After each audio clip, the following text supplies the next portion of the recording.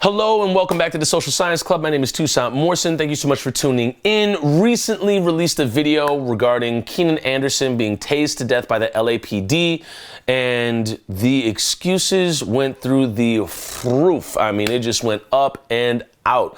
To give you the content, we go content, context, and then bigger lesson learned here.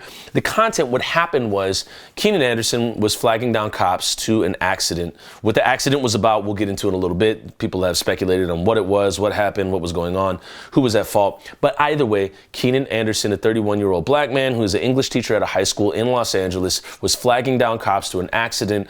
The cop then said, "Hey, how about you get on the ground?" And from the body cam, you can see Keenan, you can see him get on his knees and raise his hands up, and is somewhat just a little bit all over the place in responding to this officer. I'll quickly touch on this. There is a term called state-created danger, and it is when law enforcement shows up, or law enforcement that is a ambassador, somebody that is employed by the state and is doling out the law to civilians, shows up and creates the danger. There's no danger there. It's them being there, and then there's danger. We have to understand that when police are in proximity of black bodies, the chances for that said black bodies to be eliminated or killed or publicly executed goes up through the roof. It's like the stat with, if you have a gun on you, the stats go up for you to be shot by another gun or by said gun that you have on yourself. And that law enforcement officer shouting and barking commands at Keenan immediately raises red flags. And many people commented, oh, he was being nice. He said, "Do you want water?"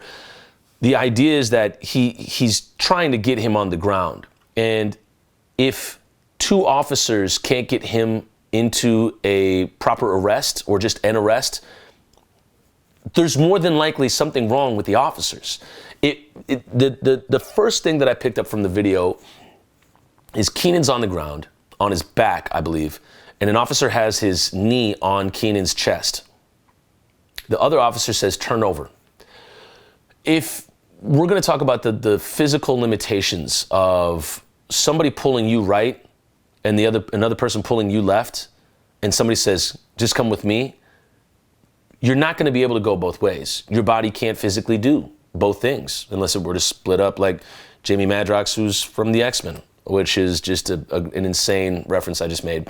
But the whole point being, you can't split your body up into two. You just can't. It's impossible. And to ask this man to flip over while there's a knee on his chest is insane. And so they're asking him to do something that's paradoxical to what the other officer is doing. So clearly both officers aren't on the same page. And Keenan then somehow gets out, runs into traffic, and he's taken down again, and he's tased 6 times within 42 seconds. It would behoove you to know that the tasers police use dole out 50,000 volts, up to 50,000 volts, and the shock can cycle up to 5 seconds through the body. Now,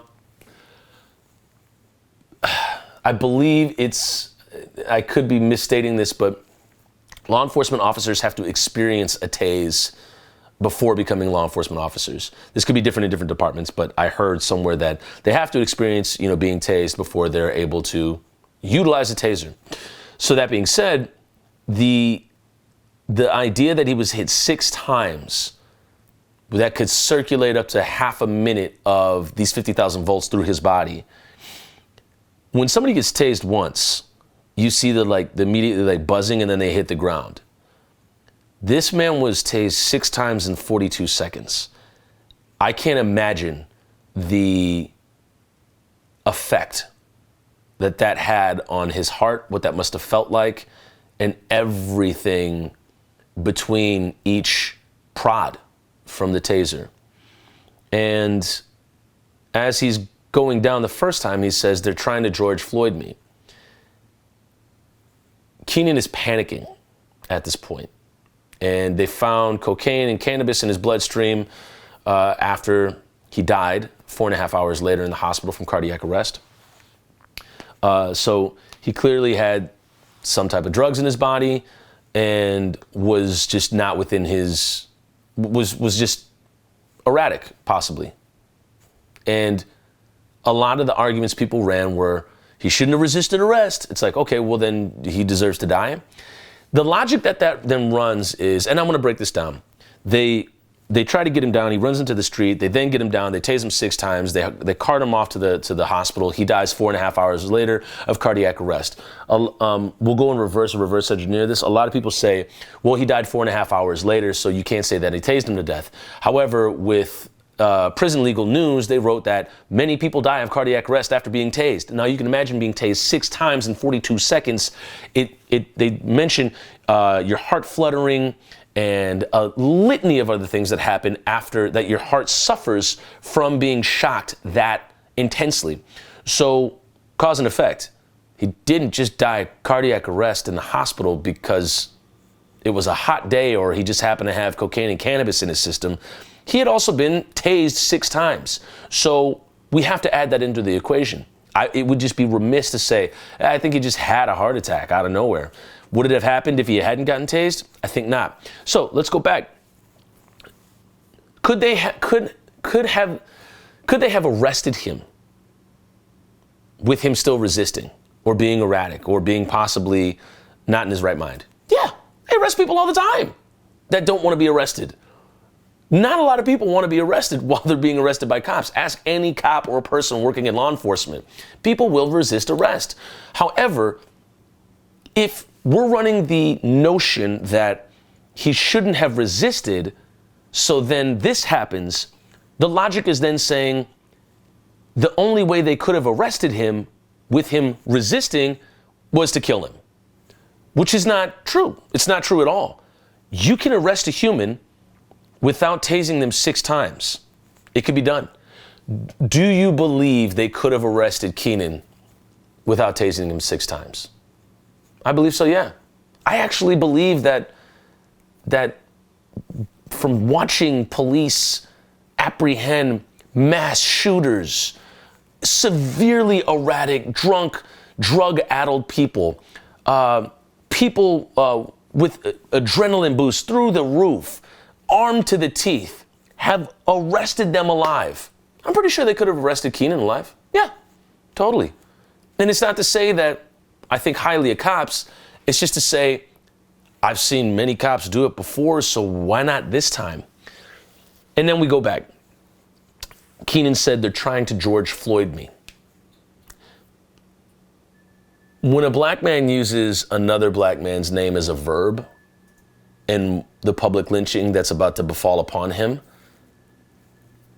we have to introduce new ideas into what a system could look like with different law enforcement or different ways of enforcing the law or different ways of imagining the law, because it's not working. For that instance to happen, that paranoia, that panic, that feeling of exigent circumstance coursing through his body, you have to understand that there is no level of de-escalation. There's no level of care or kindness being given towards Keenan at this time. There's no rush. Cops didn't need to be anywhere. There's plenty of LA cops. I'm sure there's more cops that can go to the accident and deal with it, and they can sit and talk to this young man for a little bit, this 31-year-old man for a little bit, and just ask him what's going on and let him calm himself down. There's no rush. There's no clock. So for them to do what they did is a state-created situation. It's a state-created sense of urgency, a state-created situation of life or death, state-created situation of we need to control your body right now. Otherwise what? You sit there and wait? So that's my understanding of it. And a lot of people say, well, he committed a crime, this, that, and the third, or whatever happened with the crash. Cool, then let him have his day in court. I mean, Dylan Roof got his day in court. Tim Allen got his day in court. Let Keenan have his day in court. Why not? Nobody's arguing about the legitimacy of what may have or hadn't happened, like in the car accident, or what was in his body, or did he resist? How much did he resist? All these different police officers folding him in different directions. Who's to say what the resist was? But at the end of the day, did they need to tase him 6 times within 42 seconds? No, I don't think so. And Reuters ran a report that between 2018 and 2020, 1,081 people had been killed by tasers from police officers in that time. And the majority of them being in 2020 during the uprising after the MPD murdered George Floyd. But that being said, what we're looking at is tasers are actually lethal. So you would then have to bring in the idea, is this a means of is a taser an actual non-lethal force? And just that's putting it into context. And the numbers that they also found, I believe it was 32% of the people that died by taser were African American, 29% were white, 14% of the country is African American, and 60% of the country is white. So it shows you the gaping racial disparity in taser use upon black people versus white people. And if we're going to just scroll right into the big lesson here, is victim blaming. Victim blaming is when someone who is a victim of a crime is given full or partial responsibility for the harm that befell upon them. And from working in intervention-based theater for 17 years, I'll get into that in another video, the details of that, but I'll quickly say what we do there is we talk about substance abuse, sexual assault, transphobia, sexism, racism in different freshman orientations around the country. And the idea is to get everybody to understand who is the community that's around them and educate them on these situations that people are walking into. And when people learn about that, when people learn about disparities, racial disparities, just a lot of different sociological identity issues, they start to learn about the community. And one of the big things is victim blaming. And it happens all the time in sexual assault on campuses. And it happened in many of the comments I saw with Keenan Anderson. Well, why didn't he just lay down? Why was he doing drugs? I heard that he stole a car and then tried to Uber out of there. So what? Great. Put him in jail, put him in holding, and then figure it out. Have him get his public defender, or maybe he's going to get a lawyer. Cool. Figure it out. Does he deserve to die? Absolutely not. The thing that happens with victim blaming in this situation is that it devalues his life. It devalues his mere existence. And when we say, well, this, and this happened, what's being run is Keenan's life doesn't matter because A, B, and C, which is not true. It's not true. And if Keenan looked different, people might be saying a different thing.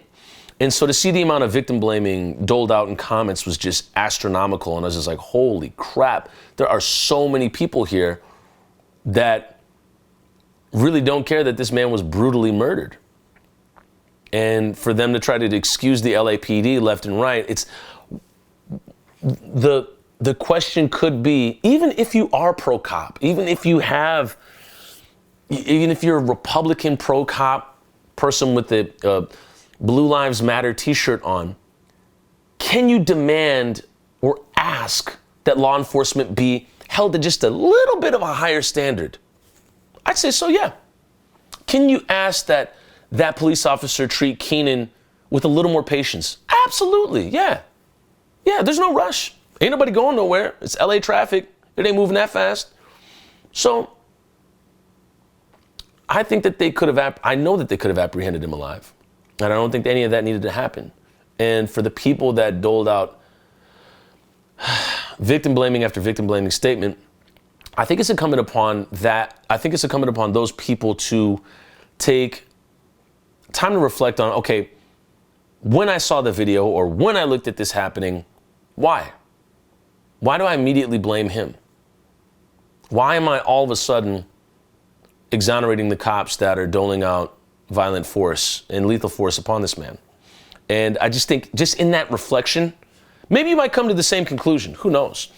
But in that reflection, I think it's just important to challenge yourself on why there's the knee-jerk response to immediately defend the LAPD.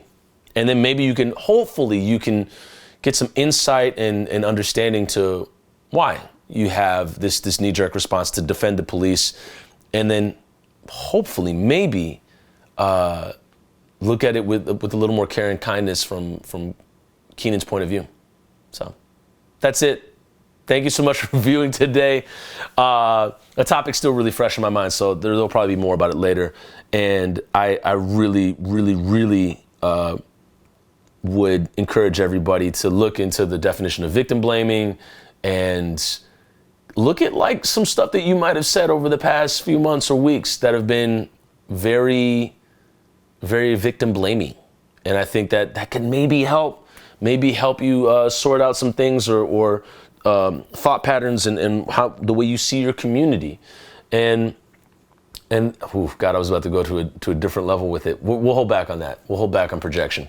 But that is that. Thank you so much for tuning in. Appreciate you. If you found this video of value, click like on it. If you want to hear more videos like this that are talking about current events, then the context, and then the bigger life lesson from it, hit subscribe. Please do. And if you think there's somebody that can gain a little bit more insight from a video like this, share it with them.